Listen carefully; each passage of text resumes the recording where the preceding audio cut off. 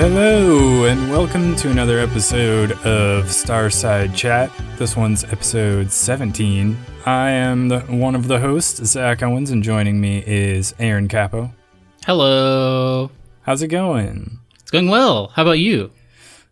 Pretty well. I'm tired. I've been getting up early because school has started again. That's right. We both have started school. But the weekend is not far off, and we'll be able to sleep and maybe catch up on more of this this Gamescom stuff, which is going to be the main topic this week. And so we should probably just dive right in. Gamescom 2018. It's sort of like, I've heard it described as E3 for Europe, but I feel like not as many reveals happen. Yeah, it's in between like two different like big shows, so I feel like it gets overlooked a little bit.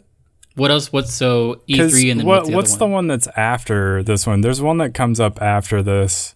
Oh, Tokyo Game Show? Maybe that's what it is. I can't remember which one it is, but I know there's another one that's fairly big that's like right around the corner after this. I feel like the thing I'm most excited for is the Game Awards, which isn't until like November or December, because Jeff Keighley is like really good about having crazy reveals all throughout that show. Yeah. Like the Breath of the Wild DLC, that was, I think the Game Awards was when they were just like, guess what?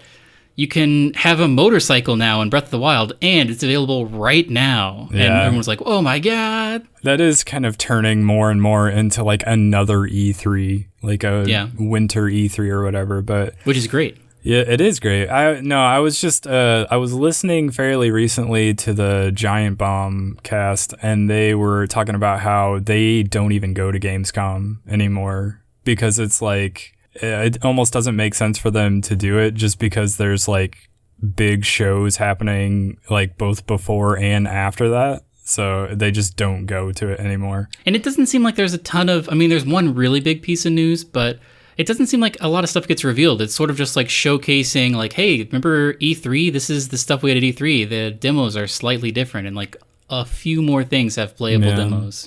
Yeah, basically you're just seeing more extended like gameplay of stuff that you've already seen. Mm-hmm. And like I feel like bigger announcements and like new stuff will come later. So, but nevertheless, let's jump into the stuff that stood out to us. And I want you to tell me about Nvidia's new graphics cards.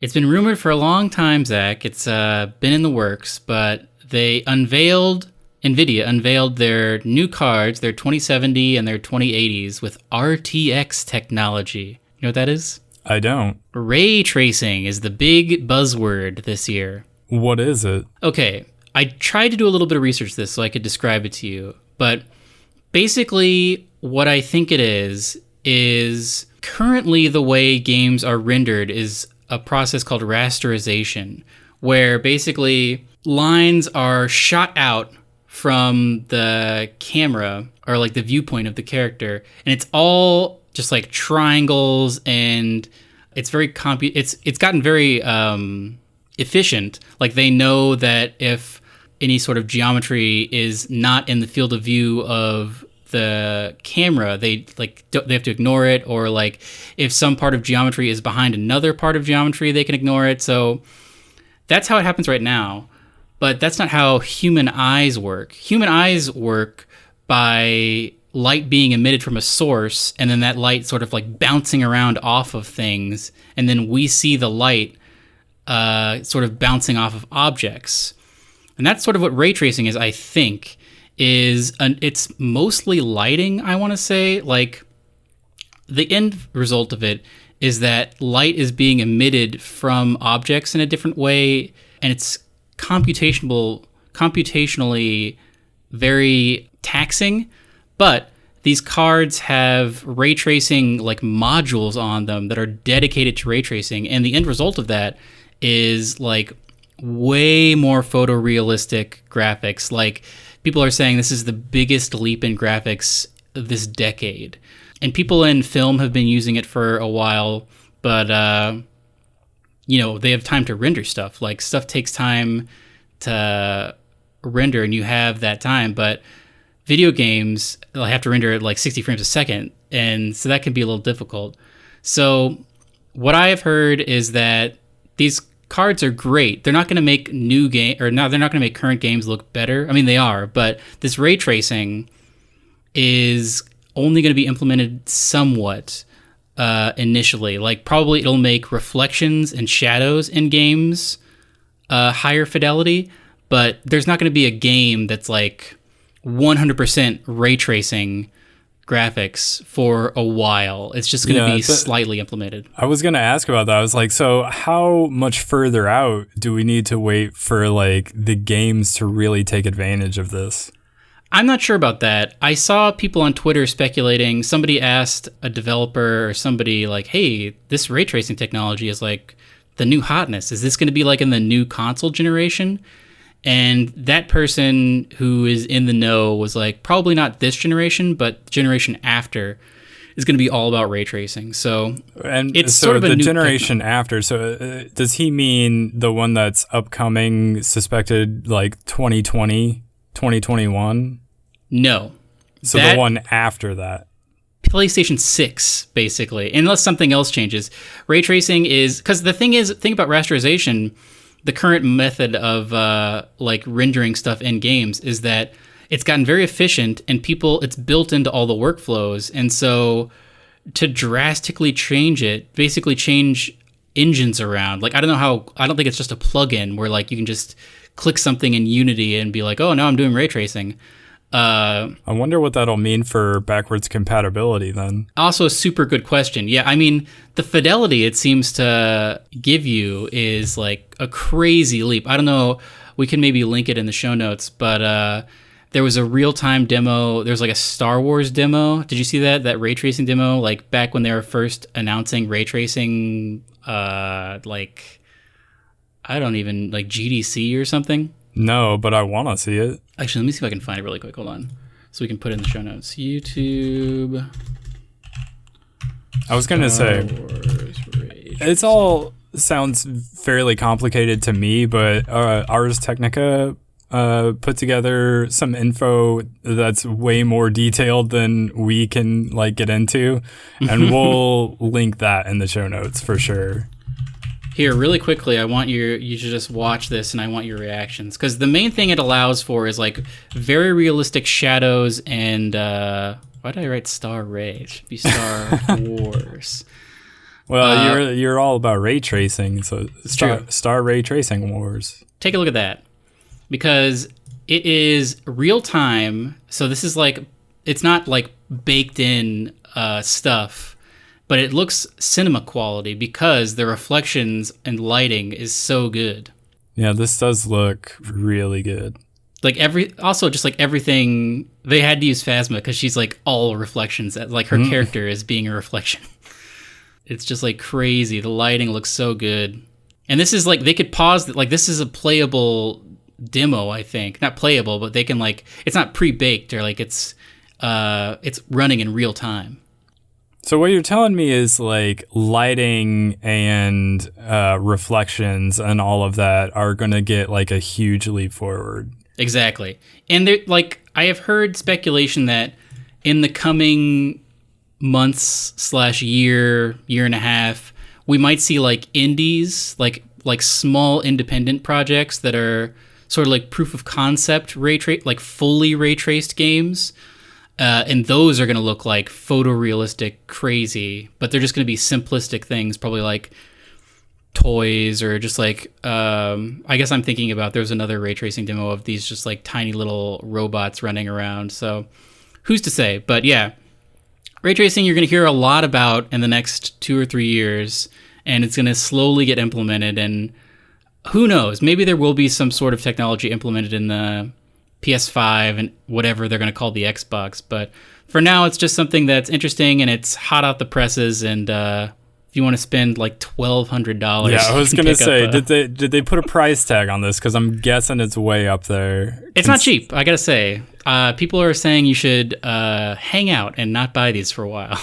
Well, especially since games aren't really utilizing this technology quite yet. So yeah, like you were saying, when PlayStation 6 drops, that's when it'll be like time to go after these. But anyway, next up, I want you to also tell me about Devil May Cry 5. Zach, have you ever played a Devil May Cry game? I have not. We've talked about this before, but it's similar. Bayonetta is heavily influenced by Devil May Cry. It's sort of like a, what's a good word for it? On the Game Informer podcast, they described it as a stylish action game, kind of. But it's basically like a game we're going to talk about later, like Darksiders, just like third-person hack and slash where you're upgrading your character. A thing, or like God of War 2, or like the initial God of War games even. Like basically a thing where you're a third person, you're running around, there's like really intense action gameplay. And Devil May Cry is known for just like, you have guns and you have a sword and you're kind of running around. And I'm not 100% on the lore of everything, but I really enjoyed like Bayonetta, and I've played a majority, I think, of the Devil May Cry games because it's just fun. You just like you run around and you're collecting souls, I think, basically. Oh, like Dark Souls. Similar to Dark Souls in some ways, but not really. And this one, there are 3 playable characters. You play as, I think, Nero is the guy they're showing, and then Dante is like the main character of Devil May Cry, and then a secret third character that they're not talking about right now. But the main reason I wanted to talk about this, one, it looks great and it's going to be super fun and I'll play it and everyone should check it out. But if you go to this trailer that I posted, this is the first time they're showing Dante as a playable character. And so if you skip to about, I want to say 2 minutes and 25 seconds, it seems like he is going to have a very interesting playstyle because it seems as though he is constantly on a motorcycle, but he can also rip the motorcycle in half and use it as 2 giant swords. Yeah, this looks crazy. By chance, is this, when we were talking about new Smash Brothers characters and we wanted classic ones, and I said Excite Bike because it would be crazy to have a character who was always on a bike and he was basically doing tricks and that's how he dealt damage. Were they listening and they like quickly threw something together? Is that what happened? They hacked us, Zach. We've been hacked. But this looks super fun. I should let you borrow. I have the like Bayonetta 1 and 2 edition for Switch. And if you've never played like a hack and slash, I find it just to be really fun because you're constantly, it's like those first God of War games where like you have your Blades of Chaos, but then you're constantly unlocking crazy secondary weapons and also just like different modes of traversal. In a lot of ways, it's a little bit like, sort of like Zelda, early Zelda games where, like, you would get to a place in a dungeon and be like, oh, you can't go there yet. But then all of a sudden you have these gloves later on, you go back and you can open up this new area. Sort of just, it's like I'm not sure what the exact terminology is, like a Zelda-like or something like that, but more hack and slashy, like with really extreme, over-the-top scenes in combat. Yeah, I need to come up with... So there's like Metroidvania that's smashed together. What if there was like a Zelda of War? Ooh, that's actually perfect for what we're going to talk about later. Okay. So we've created a new thing. Like Zelda of War. That's genius. Yeah. The genre mashup that everybody has been looking for. I have not played any of the Devil May Cry games, but I mean, the way you describe them sound interesting, and the trailers do look like really crazy. Yeah. And it does just kind of seem like a little bit like a crazy anime type of thing. Mm-hmm. I don't know. I would check it out, but I haven't played them before. Oh, March 8th, 2019.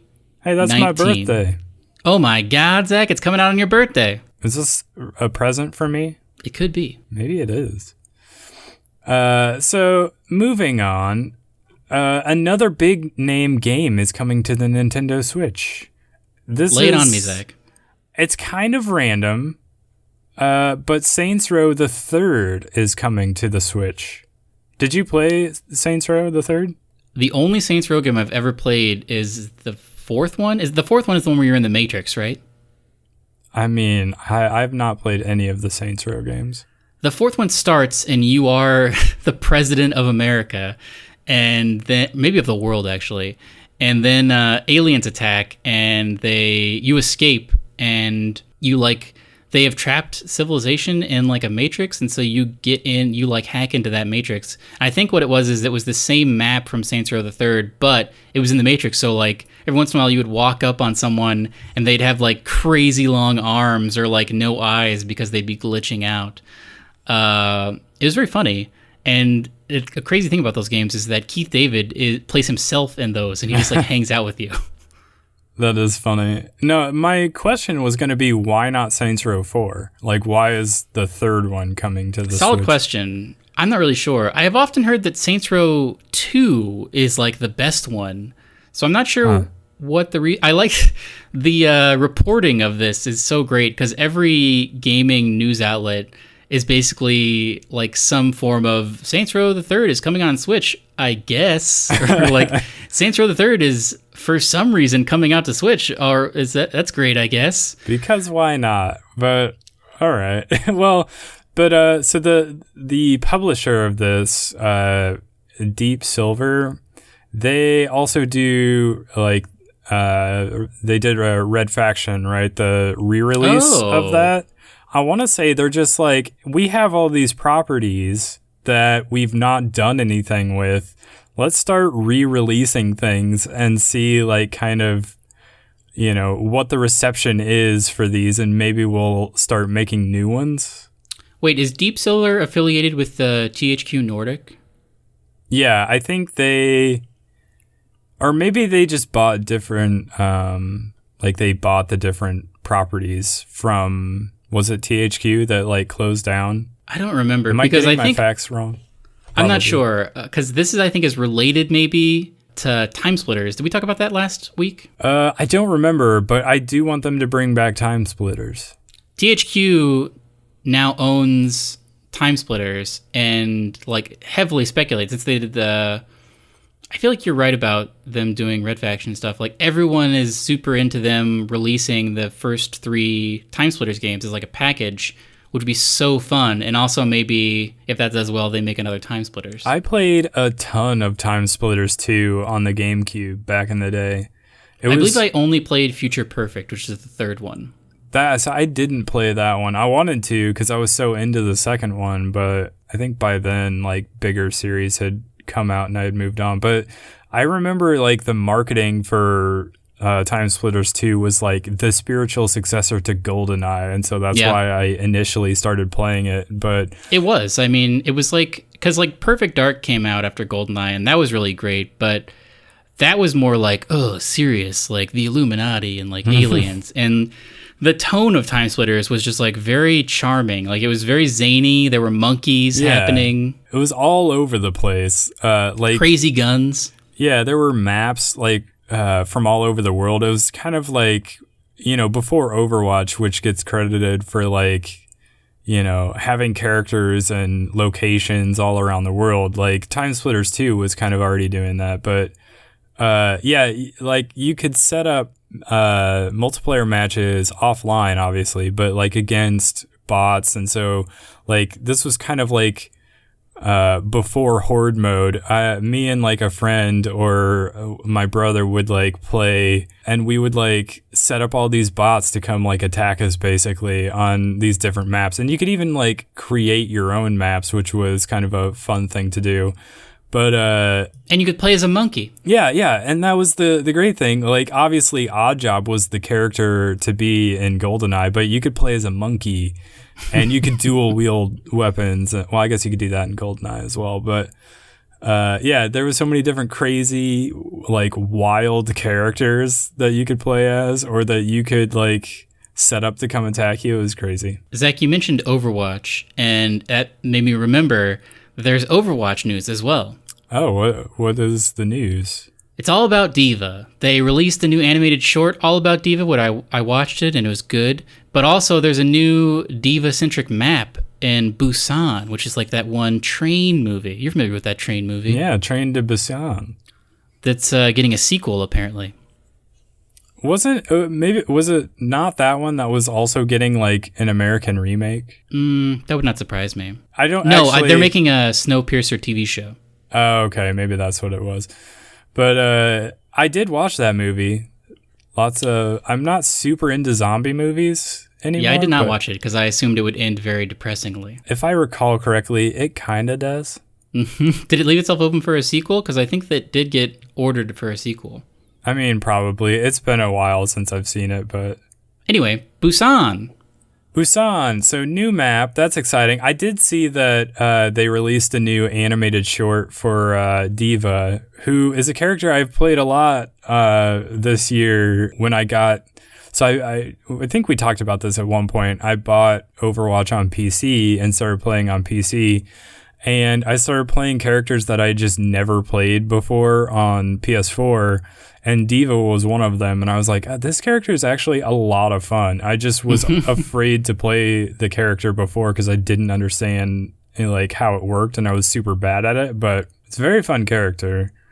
And I need to actually sit down and watch the animated short. But exciting. New maps. New maps are always exciting. Blizzard is so good at just like keeping their games going with like fresh content. Like, yeah. Didn't World of Warcraft also get an update or some like DLC or something? Because I feel like everybody's been playing and talking about World of Warcraft recently. Yeah, unfortunately, I mean, we're not really expert. I've never played it, and I don't think you have either, so we don't really... I didn't write anything about it. But yeah, it did have I think it's been well received, this new DLC. I don't even remember what it's called, but... I mean, the point is that game is ridiculously old by like today's gaming standards, where most games don't make it, like, aren't supported for longer than like a couple of years. So I don't know. I like Blizzard's approach to games and franchises. So I agree. That's why I want to support more Overwatch. I think there's also a free weekend coming up. If it's not happening this weekend, I should actually look up that date.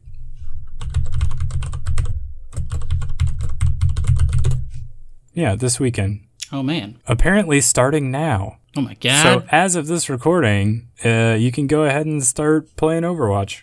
One of these days, I'm going to get you to start playing Overwatch again with me. I will someday click on... I'll have my mouse is hovering over my Battle.net icon right now, but I have not clicked it in like 2 years. I want you to take the plunge and click that button. You know, one of the first videos we ever did was about Nex Machina. I do recall that because that game is awesome. And I like the devs of that game, and they have a new game coming out. Stormdivers. So it's a weird name, but it's a battle royale. Of course it is. It seems like in the vein of, have you seen stuff about Realms Royale, where it's a battle royale but you're like wizards? Yeah. And so you have like classes. This seems like another thing that's trying to incorporate classes into a battle royale, but it's like future stuff. So like there's like a ninja that can turn invisible kind of a thing, and like a heavy guy that has like a barricade kind of a thing, sort of like a Titan in Destiny. But yeah, it's like this weird, it seems like post-apocalypse. There's a jetpack guy. The graphics are fine, but it's sort of like, it looks like PUBG, but more like sci-fi fantasy elements. Sci-fi fantasy. There's like crazy storms going on. I assume the storms is like what brings you into the circle, but there's like a hover bike, there's vehicles. So it looks interesting. I like the developer, so I would almost be interested in checking this out. Did they give like a release or like an alpha or beta type of a thing? I don't think so. But it did remind me of something. There was a mod that I used to love. I don't know if we've ever talked about it, but maybe we should do a video on it. Did I ever talk to you about, I think it's just called Dystopia? No, I don't remember. It's a mod for Half-Life 2. So it's very old. I used to play it a lot in high school, but it still has some people who are playing it, and it's online only, like Overwatch, PvP, team-based, and it's like kind of like a cyberpunk setting, and it has classes similar to this, and there's like different game modes, but basically a lot of them are just like one team are the hackers, and they're trying to get to a core and like affect like the corporation's core, because it's like a dystopic future. but it's good. I think I'm going to write a note to myself that we should make a video about it because it'd be easy for us to install and play a couple matches of it. I think you would really like it. I'm down. I would try it. It sounds interesting to me, so. Yeah, I'll find some stuff on it. Maybe we'll do a video on it this week. So, next up, now that we've talked about Stormdivers very briefly, because I don't think we actually know that much about it. But no, just that it exists. Yeah, I mean, it's a good developer. I liked Nex Machina a lot. So I think, like, there's a whole lot of, like, indie battle royales coming out. It's and true. This one's at least, like, it's an indie dev team, I think, probably. But they're, like, they've made a name for themselves. So it's one to keep an eye on, basically. I agree. Next up, GameSpot, I'm sure a lot of places did, but I saw some gameplay from a new shooter coming out called World War III, which is... Yeah, tell me about this. I don't know anything about this. So I remember seeing a trailer for it around E3, but I don't remember them talking about it at all at E3. I've never heard of the developer. It's called the developer is the Farm 51. I've never heard of it before. But basically, if you watch the gameplay of this, it looks almost exactly like Battlefield. Like, if you are a fan of Battlefield 3 and Battlefield 4, like the modern Battlefield games, not like the World War II ones, You could watch this gameplay, and if I didn't tell you it was a different game, you would be like, oh, for sure, this is Battlefield. Is this a new Battlefield game, or maybe like a mod for Battlefield 3 or 4? But no, this is a different game. But I think the unique thing about it is that there seems to be, like, there are vehicles, but I don't think there's necessarily destructible environments. Maybe there are, but I didn't see a lot of that in the gameplay. But there does seem to be something akin to, like, Call of Duty's kill streak rewards, although I don't know if they're, like, what they're tied to, or if these are just, like, things that you can use periodically throughout, like on cooldown or something. But multiple times you'll see the guy that's playing the game, like, get out this sort of like it's almost like a drone, but it's like this rocket thing that you can sort of fly around and go crash it and blow somebody up. But the map, like the layout of everything, the, like, HUD elements, the map, the weapons themselves, like, pretty much everything looks like Battlefield, which is crazy to me. And so what I actually thought this reminded me the most of, because of the fact that it's kind of Battlefield with some, like, Call of Duty elements, I was thinking maybe this is like the spiritual successor to Medal of Honor. Do you remember that game? There was like two of them. Yeah. They tried to make a modern version of it. But it didn't really work out for them. Yeah, those are the ones I'm talking about. So, like, back when, like, Call of Duty comes out every single year, right? Yeah. And that's an Activision thing. EA wanted to compete with that, but they do Battlefield every other year, so they needed to have, like, an every other year release to, like, fill the gap so that they can, sales, whatever. Mm-hmm. Basically, they wanted to have competition, so they had, like, DICE's B team, I guess, sort of revive the Medal of Honor franchise as this sort of, it's supposed to be kind of Call of Duty-esque version of Battlefield that's, like, smaller maps, and instead of kill streak rewards, you had score chain rewards where, like, just, like, helping your team out and doing different things would, like, get you these things that you could use, but you had the option between, like, an offensive or a defensive thing. So, like, the offensive thing would be, like, an airstrike of some sort, and then, or, like, the defensive thing would be UAV. I might not be remembering that exactly correctly, but it was something like that, basically. And so the idea of it, I thought, was not that bad. The only thing is, it was, like, it wasn't as good as Call of Duty, but it also wasn't as good as Battlefield, so it just didn't sell that well. Like, the graphics were kind of a little bit muddy. They like the lighting and texture work was not as good, and the sounds weren't quite as like loud and in your face as they are in like Battlefield. Like Battlefield sounds are amazing, and so it was kind of a step down in pretty much every single way possible, and so that's why it didn't sell well, and it just didn't have the legs that like Battlefield and Call of Duty have. And then after like 2 or 3 releases, they obviously switched from Medal of Honor and Battlefield rotating every year. They started doing Battlefield and Battlefront, Star Wars Battlefront. And this game, this World War III game, reminds me a lot of that, where it's like, it looks like Battlefield, it probably feels like Battlefield, but the graphics are not quite as sharp. It's a little bit hazy. It looks probably better than Medal of Honor did, but it doesn't look like DICE or like the Frostbite engine necessarily, but it looks close. So I don't know. It kind of reminds me of that. I'm watching right now. Oh, he just got in a tank. Like, it's definitely very realistic, and it seems as though it's just a straight up deathmatch.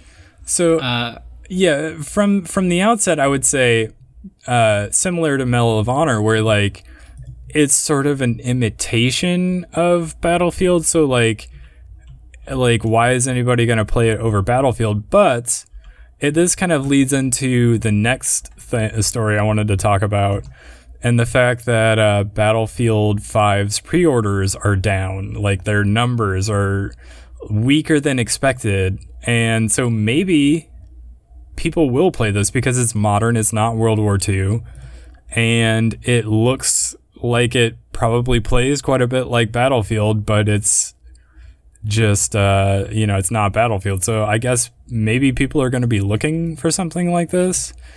And I do think the reason why Battlefield 5's pre-orders are down probably have a lot to do with the fact that it's coming out between Call of Duty and Red Dead Redemption.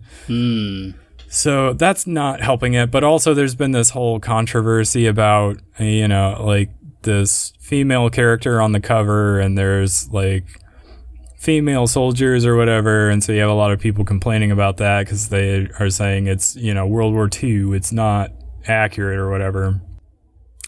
Which is not something I've ever particularly needed my online shooters to be.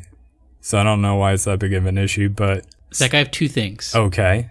Speaking of things being super accurate, didn't you think the graphics of The Division were super, super accurate and realistic? Yes. Something you you were talking about an engine when you were talking about, I think Call of Duty or Battlefield, that was like a super good engine that looked super sharp. Yeah, DICE's Frostbite engine. Frostbite. The Snowdrop engine is what powered The Division and gave it its visual fidelity. Okay.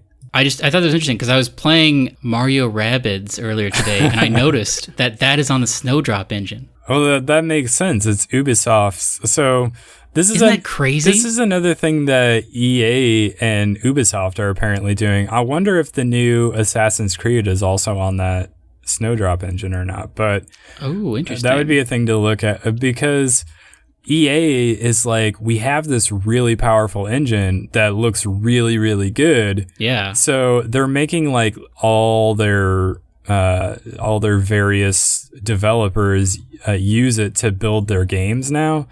Like, BioWare is working with it for Anthem, and they used it for Dragon Age Inquisition and Andromeda, although you can throw that game out. But even Madden was made on the Frostbite engine this year. I think the first time. That makes sense to me. I don't think it really gave them any changes worth noting, but yeah, everybody's switching over at EA to the Frostbite engine, and so it would make sense if Ubisoft was doing the same thing with the Snowdrop engine. The Division 2 apparently is on the same engine. But anyway, my second thing, I just thought that was weird. The second thing, speaking of Battlefield 5, did we talk about how in that last trailer there was a little tease of the Battle Royale? I don't know if we got around to it or not, but it was a very, very brief tease. You don't really see anything. It seems as though, I mean, it was intent. It was like a lot going on, but the main takeaway I took from it was that the wall or whatever, you know, there's like the gas or like the storm that's slowly enclosing the circle. It appears to be just like fire and destruction of the level, because Battlefield can do something no other game can, which is their destructive environments. So like you're gonna see real like levolution as the circle gets smaller and smaller, which I think is a new interesting element to a battle royale. True, but you would want the destruction to be like sort of change the playable space and not necessarily the stuff that you can't really go to anymore. Well, I mean, like if you're in like, so right now in PUBG, if you're like outside of the circle, you're gonna be slowly dying, like maybe quickly depending on how small the circle is. But if you were in like a 4-story building and like the edge of the circle hits that building and all of a sudden it is on fire and crumbling to the ground, like that's a very different play experience. True. I guess it would be like, so the circle that's closing in sort of represents like apocalypse basically because of how crazy the war is. That, I mean, that's just speculation on my part, but it seems as though, yeah, just like a ring of fire and destruction. Like, I don't know if you can survive outside of the circle. Yeah. I bet you just get set on fire, and if you make it back in, you can heal up. But that's the game I'm more interested in, honestly. Like we've talked briefly about my impressions of the Call of Duty Black Ops 4 beta, and like obviously their battle royale mode has yet to come out. But the beta for that is happening soon. It will happen soon. I'm more interested to find out what the Battlefield Royale mode ends up being like. Yeah, very interesting stuff. And also, I mean, Red Dead Redemption Royale is right around the corner as well, but there's nothing about that. I'm going to skip to the next thing real quick, and then we can come back. But in the same vein, PUBG, they have this, have you heard about this like Fix PUBG campaign? No. The developers of PlayerUnknown's Battlegrounds were basically like, hey, our game has problems with it, and we want to acknowledge that. So we're doing this big campaign. It's called Fix PUBG, and we're going to take a lot of community advice and sort of like there's all these things they're doing. They're going to like optimize the game, and something people have been asking for since day one is a training mode, because like if you want to get good at the game, it's difficult to do that because you sort of drop in and like you're dead basically. So I've been saying that. This is a map. It's like a 2K by 2K map, and it's got everything. It's got a shooting range, it's got a driving range, it's got a range for practicing parachuting, it's got a range for practicing close quarters combat, a range for practicing like the throwables. It's basically what everyone wants. It's like a way to single player improve your skills as a player before dropping into the big game. How is that going to work? Are there going to be like AI bots to shoot, or will other players drop in? I think you can probably start a server and play with friends, but I assume it'll be like Overwatch's thing, sort of where there are like, you can have moving targets and whatnot. Yeah, I guess I can see that. The other thing would be like, we talked about them maybe adding like just a regular deathmatch type of a thing with like a smaller map. And that would they had that sort of with the war mode. Yeah, and then it would be like that would be how they train people to get good at the like core mechanics of it. But this can be, it says between 5 and 20 people can play together in the dedicated 2 square kilometer map. And it's good because like I have always wondered like what are the differences between the different like vertical grips and things like that. And with this, I will have a clean environment to test out and like really figure out how bullet drop works, because I feel like I'm still not good at zeroing. Yeah. And this will make, I'm definitely going to check this out because I think it'll be really fun to hone my skills and jump back in. We should definitely do a video on it once it's available. Yeah, for sure. That's a good idea. But circling back to what we skipped over, Zach, did you ever play Diablo 3? I didn't, but I have the feeling that I will have another chance to play it pretty soon. When I was in like middle school or like maybe elementary school, I feel like everybody was playing Diablo, and it was like so good. And then Diablo 3 came out, and I feel like everybody was playing it, and they never stopped playing it. Like, they had some controversies, but in general, it's just like a very well-supported game, and it's coming to Switch. You know why? Because it's Blizzard. You're right. That's that same theme, and it's playable. I think it's like playable in any format. Like, we can take off 2 Joy-Cons and like we can play co-op together. That would be cool. I do kind of want to play this on Switch. I've played what are those Diablo knockoff games? I don't know. I can't remember the name of them. What's the what happens in the games? I think they were on like console initially. It was supposed to be Diablo for consoles basically, and then eventually Diablo 3 came out on consoles. That sounds familiar to me, but what is the name of it? I gotta open my Steam library now.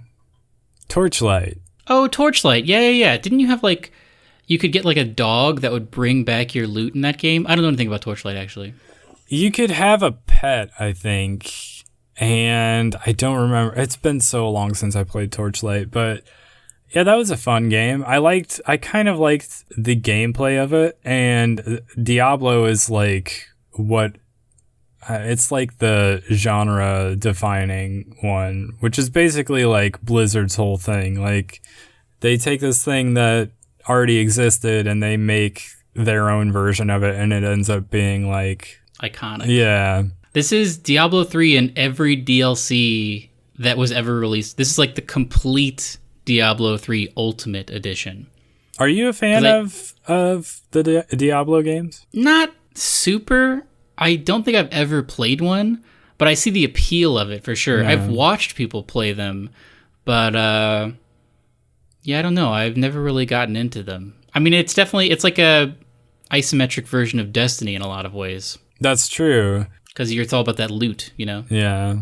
But I think the exciting thing to me about this announcement is that it's a Blizzard game coming out on a Nintendo console. Good point. So this makes it seem like maybe we'll get Overwatch on the Switch. Wouldn't that be crazy? That's the thing I want, even though like I'll probably still keep playing it on PC, but... And you know, they'd probably have cross-platform with PC. I hope they don't do that. I mean, because Fortnite has that. They do, but like I don't think there's cross-platform Overwatch between like Xbox and PC. Yet.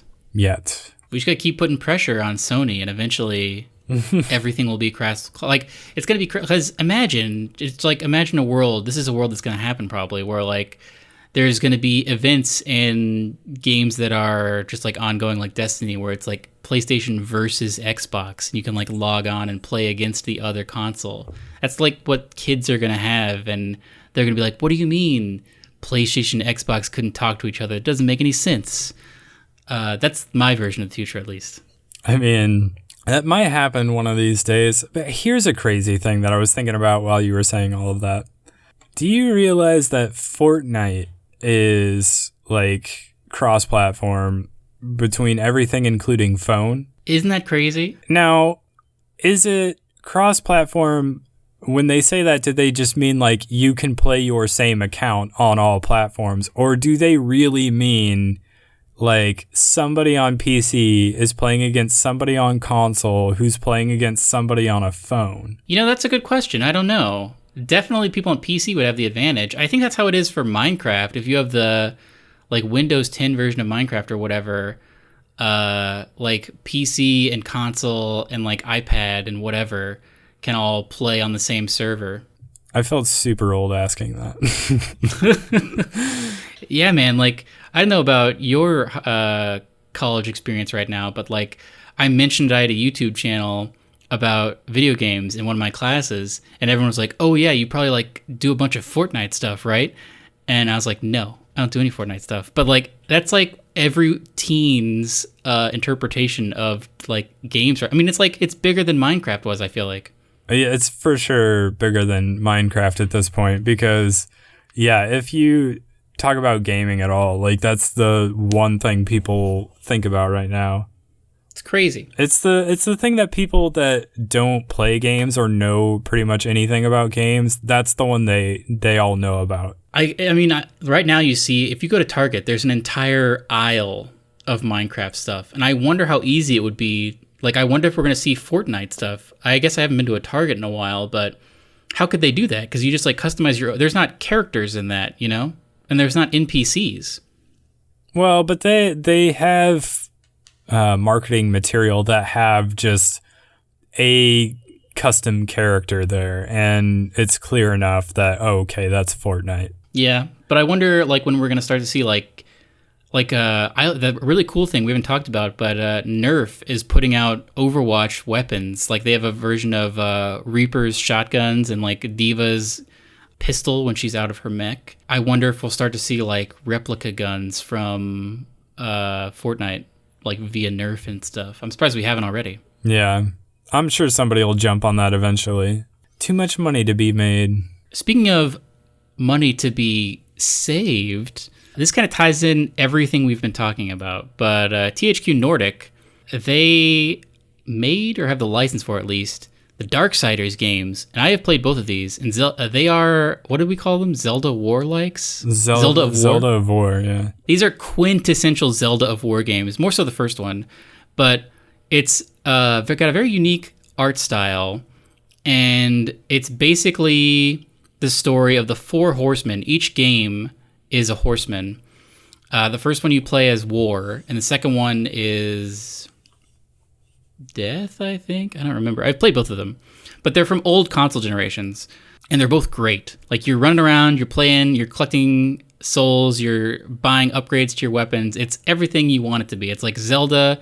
It's got portal elements even. Like, you get a portal gun in the first one, and THQ Nordic is doing a big Steam sale right now, and you can get Dark Souls 1 and 2 for $5 for both of them until August 27th.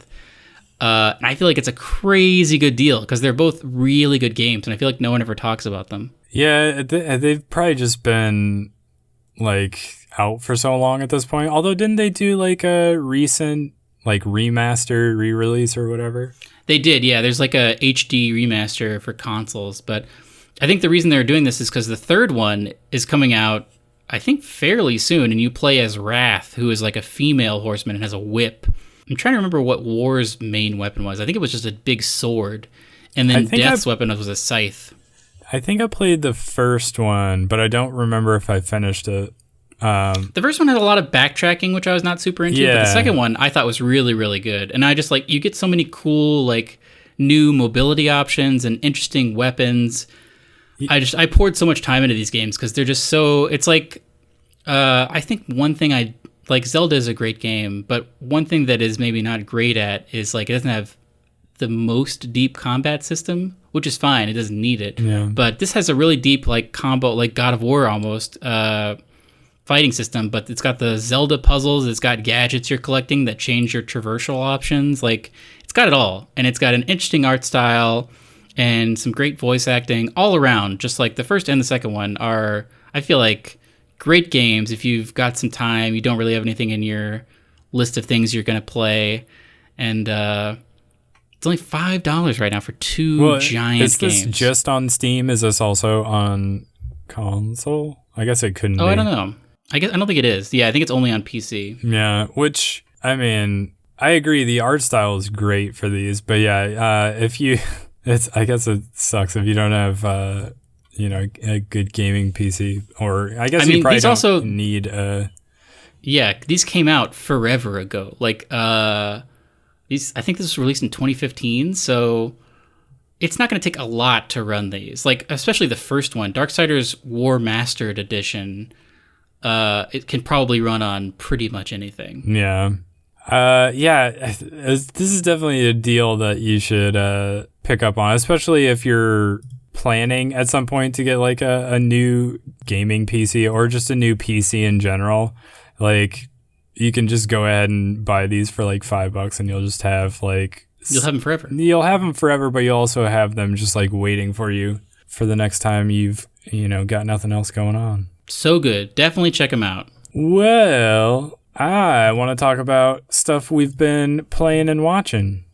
Yes, I have not been doing any playing or watching lately because I have been getting into school. But it seems like you watch something, Zach. I mean, it's not that I have not been getting into school. I don't want to make it seem like I'm slacking off, but I did take the time to watch a movie that I remember. I used to write a film blog, and so every week I would like run down all the latest releases. And I remember when this movie came out. It's called Your Name, which is a weird title for a movie, but it's a Japanese animated movie.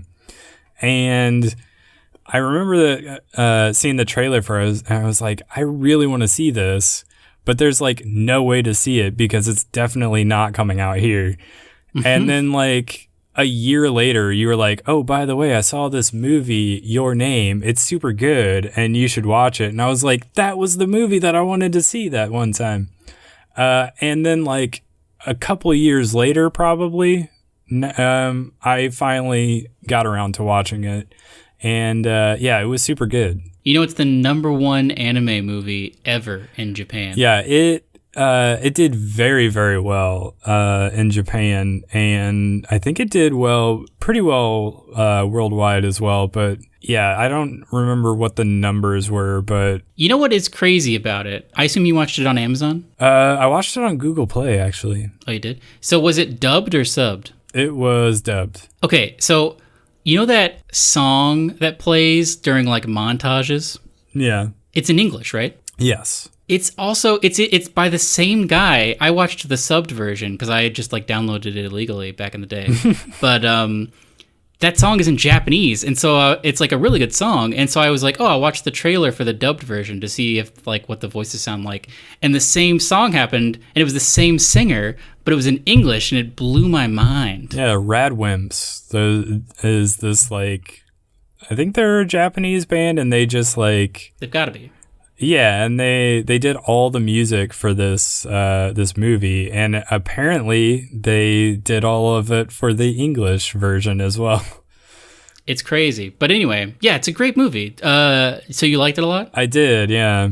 It reminded me, I was texting you this, it reminded me kind of a Japanese author I like a lot, Haruki Murakami, because like the elements of his stories are always like, there's like some sort of mystery to be solved, like some mysterious things are happening. Usually like someone's missing or somebody's looking for something, and there's like some sort of like almost supernatural thing that's happening, and it's always very engrossing. And I felt very similarly about this movie as well. Did you ever see The Lake House with Sandra Bullock and Keanu Reeves? No, I did not, but I've heard people talking about it all the time. I don't know why. This movie comes up a lot. It's got a similar plot to this. Does it really? You should watch it. I mean... And then it's based on a Korean movie that is also very similar to this that you should watch. What's the name of that one? 1 second. I mean, we should say, so this Your Name movie is about these teenagers, a boy and a girl, and they eventually, like, there's this comet that's like passing very close by the Earth, and you can kind of see it like streaking across the sky. And as all of that's happening or whatever, there's like some weird things start happening, and like when they fall asleep, these two teenagers, they will start like swapping bodies, and so they'll wake up and they have swapped bodies, and they just kind of like, well, that's a weird thing that's happened, and I don't know what to do about it. And one of them lives in the country, and one of them lives in like downtown Tokyo. Yeah, one of them's in Tokyo, one of them's in this really rural place. So they like meet and make friends with the other person's friends as that person, which is hard to explain, I guess. And because their personality is so different from the body that they're in, the people that they talk to, like, they're like, oh, you're really different today or whatever. And so like their relationships with those people start being affected by it. And it's all very interesting, and they eventually start trying to look for each other and figure out what's going on. It's very good. The Korean one is called Il Mare, and it's not as good as The Lake House, and it's not as good as Your Name. I would say Your Name of these three movies is the best iteration. Are they all body swap movies? I won't say. But I was going to say something else about it. What was it? You know what? Another movie I think you would like that is in some ways similar.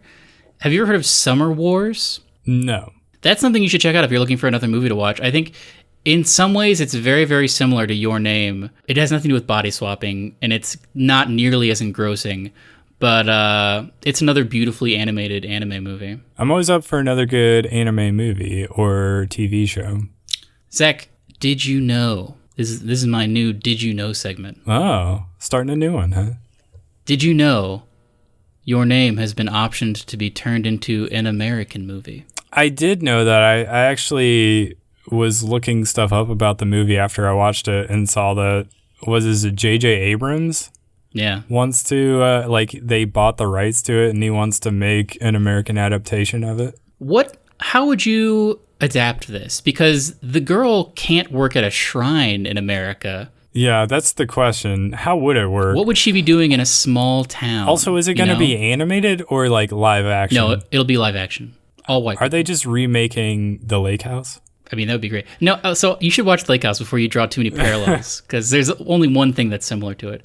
But I mean, it's an interesting thought experiment. Like, what could the girl, like, what's their connection? Because their connection in the movie, I guess we shouldn't get too much into spoilers because everybody should watch this, but like, her working at that shrine is integral in some ways to their connection. Yeah. And I don't know, I'm not really sure what everyone's roles would be. Like, his life wouldn't be that much different. Just like living in like New York City or something. Yeah, just some big city, yeah. Yeah.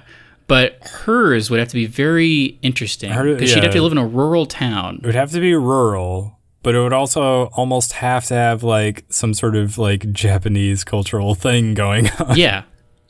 I don't know. It's interesting. That's an interesting question. I don't know. I feel like I don't want a lot of these American adaptations of movies like this. Mm-hmm. One, because it's like a lot of filmmakers in Hollywood know for some of the classics, like, you don't remake them, right? Like, you're nobody's remaking Citizen Kane or Casablanca. Like, they don't. Well, I mean, they don't. They did remake Ben-Hur. True. But for like a lot of them, like, you don't remake them because they don't need remaking. They like hold up on their own. And this, like, sure, it's an anime thing, so maybe it like a Western audience is not like, it's sort of a niche thing here in America being like super into anime. Which is crazy. It's insane that like it's an entire, there's so many different kinds of anime, and like just walking around in the world, I feel like a majority of people are just like, oh yeah, I've never seen an anime, which is insane. Yeah. It's insane that like such a small percentage of people in America have seen like Akira. I know. Well, but I will say the theater here in town had Hayao Miyazaki like marathon happening. Where Miyazaki is like a special case, I feel like, because like Spirited Away won that Oscar. True, but that I feel like those are the only ones that people know about. But they are aware of them, and so I don't know why it doesn't, I don't know, make them want to seek out more of it. Like saying I don't like anime is like saying like, oh, I don't like comedy movies, or like something just like incredibly broad, you know, like basically saying like I don't like movies, which is, I guess some people say that, but like it's crazy. It is crazy to me, and it's true. A lot of people don't realize like how many different types of anime there are. Like, anime is just like basically an art style, and there's so many different genres. Yeah. It is basically like saying, well, I just don't like movies, or I don't like TV shows. It's crazy. Like, my girlfriend was not super into anime, but I've been getting her into it. And we watched, oh man, what is it called?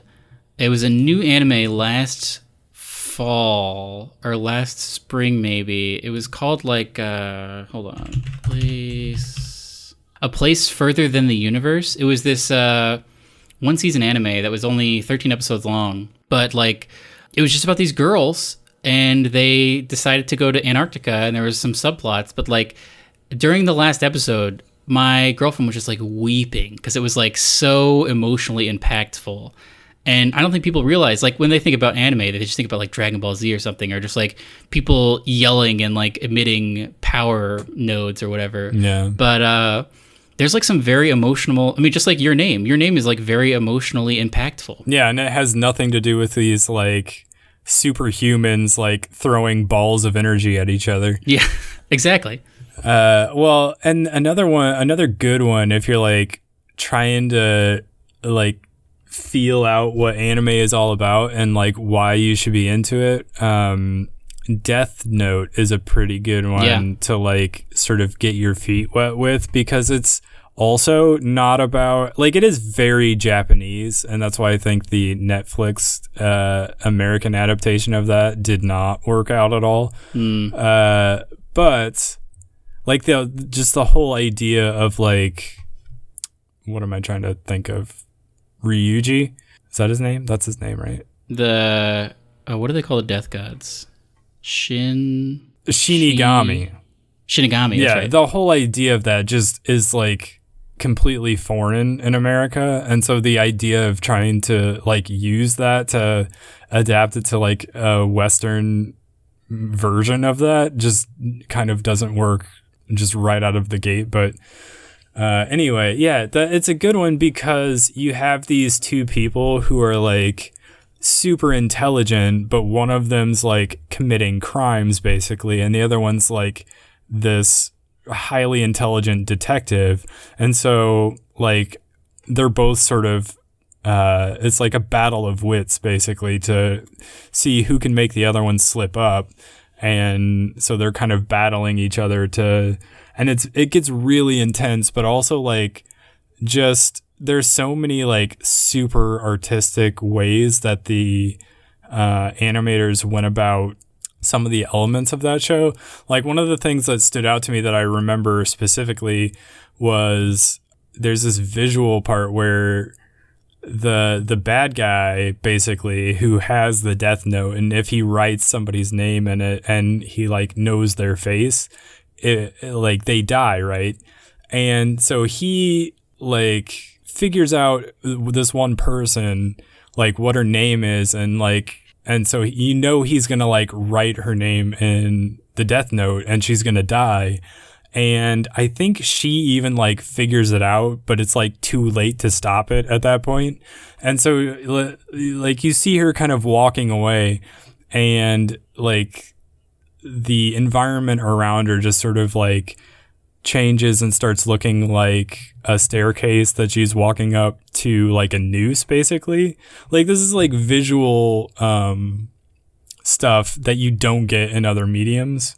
And it's like super effective and super affecting, and that's why anime I think is great. I agree. This is definitely watch the first half of Death Note. Yeah, I would agree with that. There's a very specific point where it's okay to stop on Death Note, and you'll probably know once you get there. But I mean, it's only like 30 some episodes as well, so it's not like you don't have to commit to like a 9-season thing or something. But speaking of, I mean, this has sort of become our anime episode, but a quick shout out to Psycho Pass, if you've never watched that. When you were talking about like battles of wits between like a villain and a hero, that's like I would say genuinely upsetting anime. Like there's some very, very upsetting stuff that happens in that anime. But it is very interesting and similar to that because it's just like about a very intelligent detective and like a very intelligent guy who's committing insane crimes. But it's in a world where everyone has like everyone has like defined by a color. Like everyone's mental state is constantly being checked. And if it like gets like too dark a shade, then they get turned in. They basically have to go to prison. So like everyone is always happy all the time because they've like given themselves over to like the system. But anyway, we should wrap it up because we're just going to talk about anime for the next hour if we don't. We're going to start like a separate anime podcast. But Anime Corner. That'd be great. That already exists, doesn't it? probably. I'm sure there's thousands of podcasts about anime. Anyway, those are our recommendations. Check them out. Let us know what you thought. And follow us on Twitter. What about this? Actually, hold on a second. What if next week we both come with like top 5 animes we've watched? Oh, gosh. Would you be into that? Yeah. Let's do that I next like week. the idea of having like recommendations at the end of the show. We're going to be like, hey, we're into this right now. You should check it out. I agree with that. And maybe like a top 5 thing could be a way of doing that sort of. Excellent. Okay. Well, yeah, you should wrap the show. That's something I was thinking about. Yeah, so follow us on Twitter and subscribe on YouTube and leave us your comments and feedback. And thanks for listening. Oh, also send us an email at starsidecafe@gmail.com. And we might even read it out on the podcast. Yes. Any comments or questions you have, if you are an independent developer who wants coverage on their game, like hit us up and we'll talk about your game. I would definitely do that. Any advice for next week? Stay in school, kids, just like Zach and I. Sometimes even go back to school, kids. Definitely go back to school. It's what all the cool kids are doing. All right, on that note, we'll see you next time. Goodbye.